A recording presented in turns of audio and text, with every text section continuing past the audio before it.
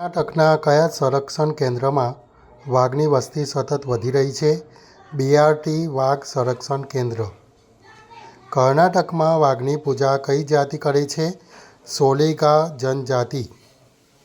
વિશ્વ સંયુક્ત રાષ્ટ્રના નેજા હેઠળ દર વર્ષે 20 માર્ચના રોજ કયો દિવસ ઉજવવામાં આવે છે? International happiness day. સરકારે દેશભરમાં 1 લાખ ઇલેક્ટ્રિક વાહનોના ચાર્જિંગ સ્ટેશન સ્થાપવાની યોજના ક્યાં સુધી બનાવી છે? 2030. અયોધ્યામાં રામ મંદિરની પ્રાણ પ્રતિષ્ઠા ક્યારે કરવામાં આવી હતી?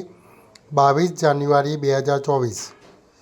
ગંગા, યમુના અને સરસ્વતીનો પવિત્ર સંગમ ક્યાં જોવા મળે છે? પ્રયાગરાજ.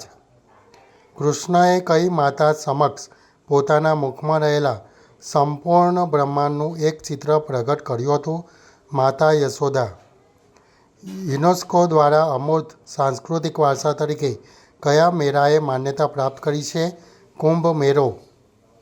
સબકા સાથ, સબકા વિકાસ અને સબકા વિશ્વાસનો મંત્ર ક્યારે અપનાવવામાં આવ્યો?